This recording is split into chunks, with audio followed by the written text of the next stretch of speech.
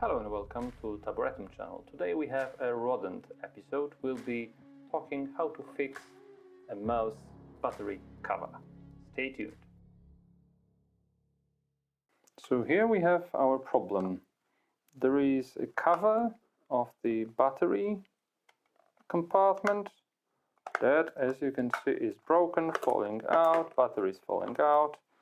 And obviously no one is selling the spare part, and we're not gonna buy a new mouse because of that. So we put the mouse away, well, maybe for a second, and here is the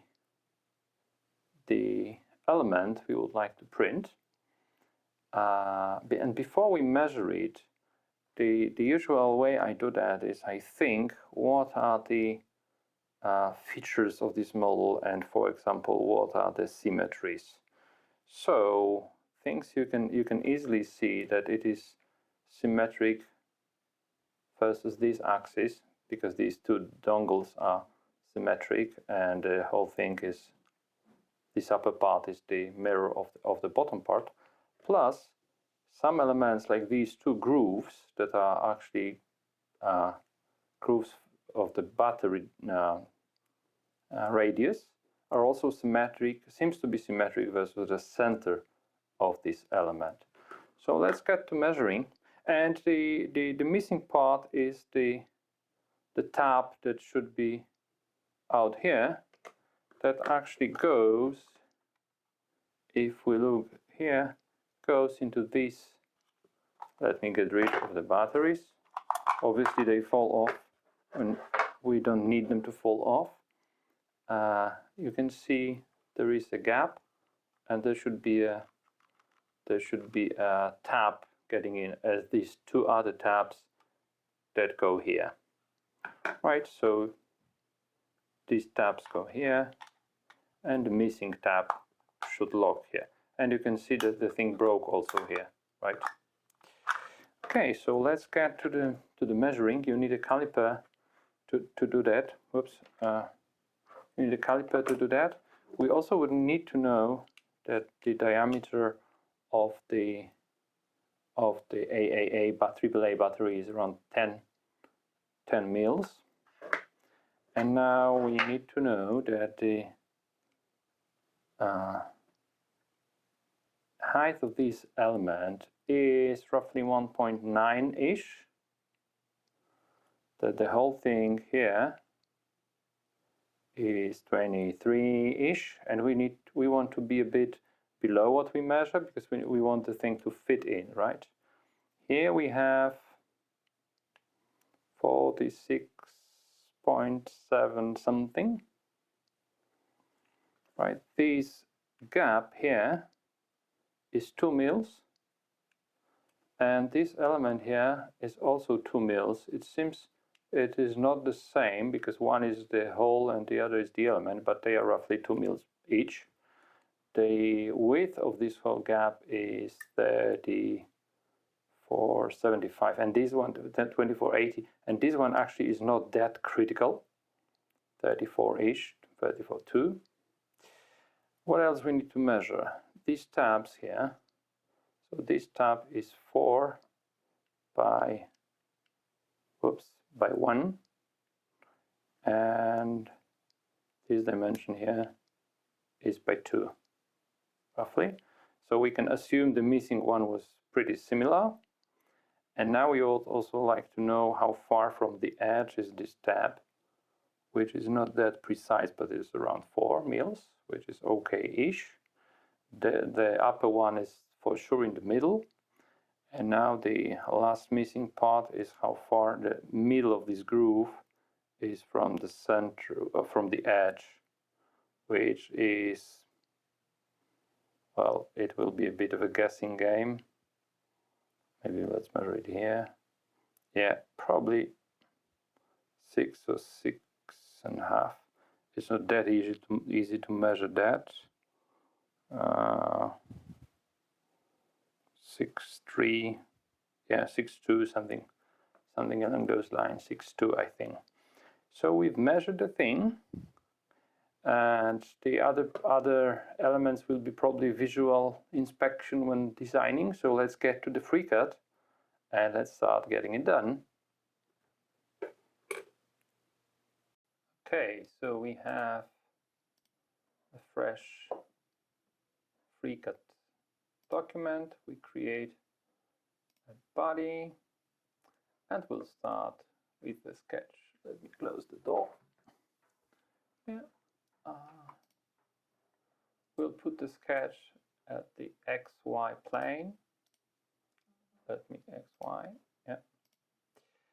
And as agreed, we decide this will be a symmetric, so we can start with the rectangle, and we can do GR to the rectangle, and we just make a rectangle. Now what we can do, we set about symmetry, so escape, select these 2 points and an axis, and press S for symmetry. And we do the same with, for example, these 2 axes, and S for symmetry.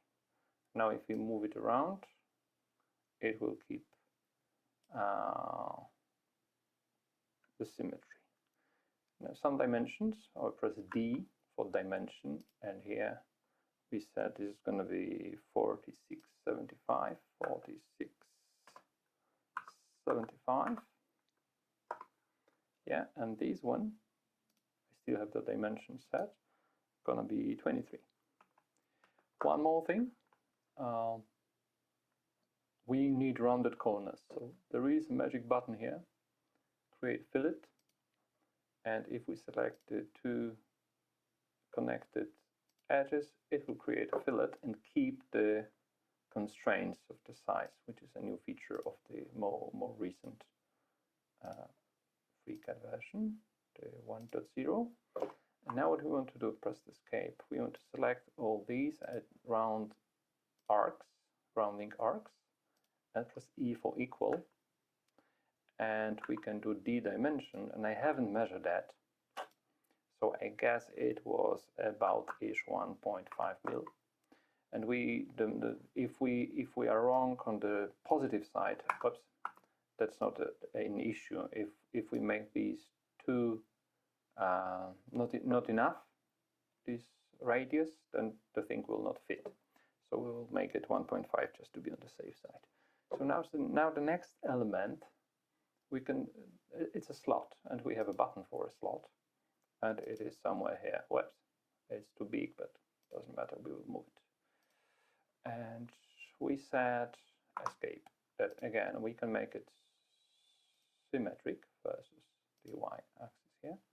S, and it is symmetric now. We said the slot was 34 something, but if we make a dimension for this, we need to remember that we have a millimeter here and millimeter here, so it will be actually 32, I think 0.5, 0.7, something like that.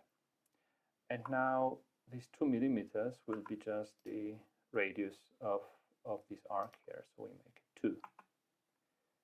Okay. If I press escape, now the only option is to move it, and okay, it's 2 millimeters the whole slot, not the radius. So it's 1 millimeter radius, which means 2 millimeter slot. And now we need to say that from this line to this, we have just 2 millimeters. So we select both, press D, and we can put the dimension here. And it will be 2 mils. And we have our basic shape, roughly. And as you can see, it turned green, which means it's fully constrained. And the solver says here, fully constrained. So we close. And what we do now, we pad the whole thing. And the length of this pad will be 1.9, I believe, roughly-ish. And so that's the basic shape. Right, so now what we need to do, we need to add the 2 grooves for batteries. And in the meantime, because we've been measuring offset from the edge, but then I thought that these 2 batteries are actually touching the thing, so we can measure the offset from each other. Let me show you what I mean. We want to subtract a primitive. In this case, this primitive will be a cylinder. So we press subtract, and the cylinder is not where we want it. We want it actually on this face. Actually this one. So you can you're selecting here the plane, yeah, because it's going to be orthogonal to the one that you select. And we remember that the diameter of the battery is 10, so the radius is 5. We want to make it long enough, so let's make it 100. Well, just doesn't matter how long it's going to be, because we are now going to move it, right? And here we have the options to move it, and it's in local coordinates. So x is not what you would expect, because if you look here as x, this is a different x than x on these local coordinate system, right? So actually here we would like to move it 5 millimeters off, because the second battery will be also 5 millimeters off, because they are basically touching. So if you look from the top, you can see that now we are touching the axis. We need to move it also here, so it looks like a decent touch. Maybe we'll in a second we'll compare with the original thing. And in Z we move it. I'm scrolling the mouse now, as you can see. We move it there, right? And yeah, let's click OK, and let's have a glance.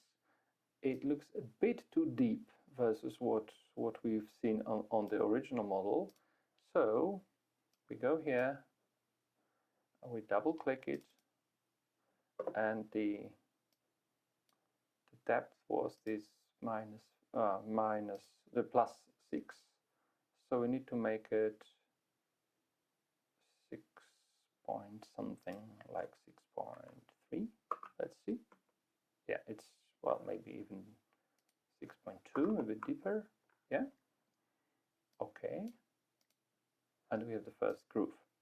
Now I've said that these two grooves are symmetric versus one of the basic axes. So what we select the feature, the cylinder, and we say with this button, make a mirror.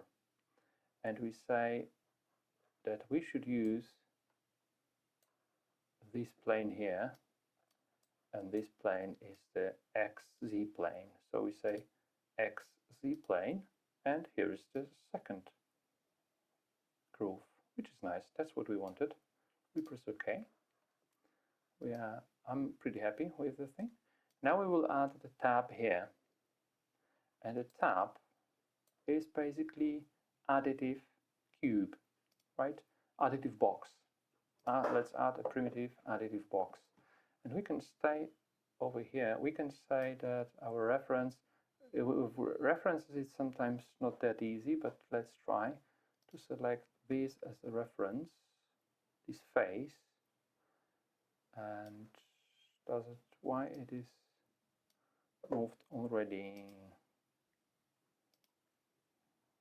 It's gonna be, no, it's not a good reference, because this face, we need an edge. Oh yeah, that's better now. You see, because if we select an edge, the thing is actually, we will be able to measure the distance, and actually we want it to be on the other side of this edge, so we press flip sides. And now I don't remember what were the measured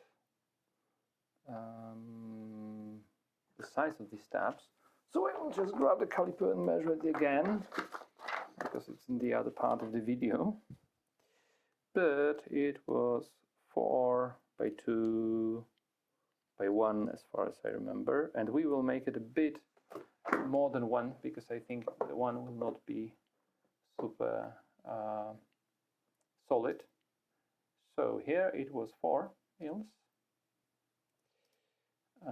by 1, and we will make it, well, maybe not 2, but 1.5 ish, 1.6 even, because we will be printing with 0.2 layer height. And here we had 2. Right, so that's the tab that we had, and we said we are going to move it 4 mils, and again it's the local coordinate system, so it's easier probably to check. Yeah, 4 mils, and here we move it so it pops out, and that's the tab that we wanted to have. Well, yeah, it looks a bit bulky, so probably 1.4 instead. Yeah, and okay, and we have a tab, and we make this tab. Oops, my PC is a bit slow. If you ever encounter that you cannot see, what's up here? Oh yeah, it's back. That you cannot see your object, you can press V and F, so view full, and you will get the whole thing in the center. And now this box needs to be again mirrored, but this time this is going to be the ZY axis. As you can see, it's tried to use the XY, and we need ZY. And here's the second thing, and that's it. And now we need the last tab. So again, additive box, and we'll select the edge, this one, and again we will flip the thing, and this time probably the height we said, well, the height is actually not the height because this is the other dimension, so we said 1.4 here. Here probably again 2 mils, we'll see, maybe let's make it a bit tougher, and here I don't think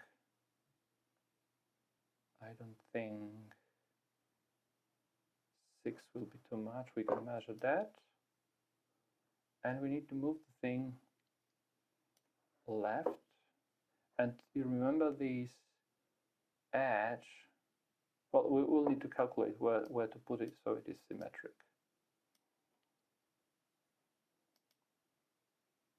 Need to move it out there, and then in the Z direction we move it here, right? We make it a top. Now it looks it's okay, but it is actually not, right? Because if we keep it for a second, we come back to our sketch, and the length of these is 672 minus 3 millimeters for 2 corners, so this thing is actually 43.75. 43.75. So we come back to the box, and 43.75 equals 43.75 divided by 2. Okay, and the equals is from, so it's 21.88. I basically wanted the ending of it, because it now moved it to the whole thing, and now it's +3, so the half of the size of it, well, minus, the wrong direction, minus, yeah, and we'll get it exactly symmetric. Yeah, that's it. It could be done differently by selecting the other attachment points, but I'm lazy and I'm not super proficient with using them. So here it is. To print it, we will need this bit of support.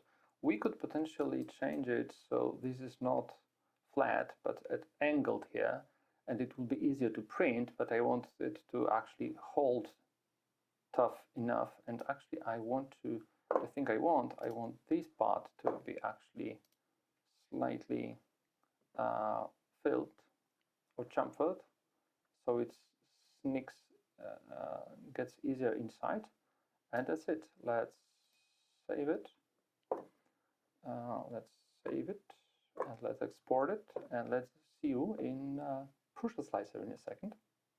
Here we are in PrusaSlicer. We need to lay this thing flat on the back,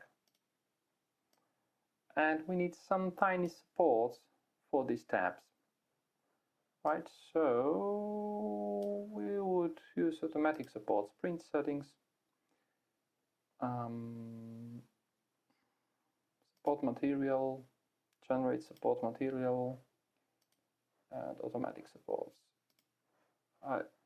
Maybe these organic ones, no, it doesn't make sense. Let's see, slice. Yeah, some tiny tabs here, and that's it. And it's 17 minutes, so not that much time. Apply color change. No, I don't want to apply color change automatically. It's not a logo. Yeah, let's print it and see if it fits. If you enjoyed the content, please remember to subscribe, hit the like button, and potentially, if you want to motivate me and keep me awake, buy me a coffee. There's a link down there. Okay, the moment of truth. Here is our print. Let's get it off the print bed. Let me try to zoom in a bit. Here is the old thing. Here's the new thing. Zoom. Yeah, and let's see if I can actually get rid of the supports. Yeah, I'm looking through the camera, so that's why I'm a bit clumsy. Yeah, we removed that. Yeah, I get some cleanup. So let's get the batteries in.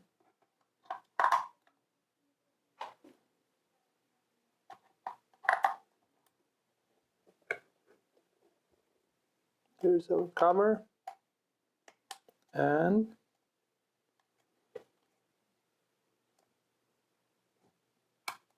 yeah, it's like a charm. See, it's smooth. We've made it. So as you can see, instead of buying a new mouse, we fixed the old one using 3D. Thank you very much for watching this episode and happy printing. See you soon.